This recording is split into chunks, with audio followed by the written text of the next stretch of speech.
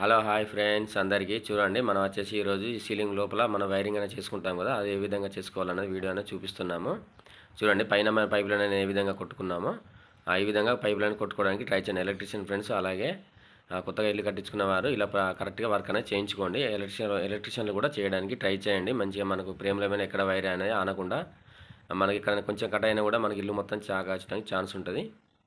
Okay friends, మన వీడియోని పూర్తిగా చూడండి. మన వీడియోని పూర్తిగా చూస్తే మేము చెప్పే విషయాలన్నీ మీకు టిప్స్ అనేది అర్థమవుతుంది.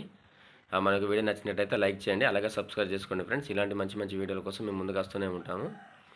ఫ్రెండ్స్ చూడండి, పైప్ లైన్ అనేది మన ఫోన్ నుంచి పైప్ లైన్ వాడడం జరిగింది. మనకు ఓన్లీ మన కిందికి లైట్ కోసం వచ్చిన కానీ ఫ్లెక్సిబుల్ అనేది వాడడం జరిగింది. ఫ్లెక్సిబుల్ అనేది తక్కువ వాడుకోండి.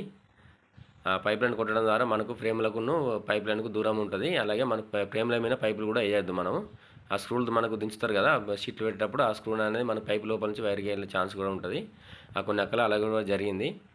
చూడండి ఈ విధంగా మా పైప్ లైన్ అనేది ఏ విధంగా వేసుకున్నామో పైకి ఆ విధంగా వేసుకొని మన క్లాంపులతోటి కరెక్ట్గా నీట్గా కొట్టుకుంటే మనకు ఫ్యూచర్లో ఎర్త్ వైరు మనకు కరెంటు లీక్ అవ్వడం కానీ అలాగే గోడలు చాకు రావడం కానీ ఇలాంటి ఏం ప్రాబ్లం రాదు.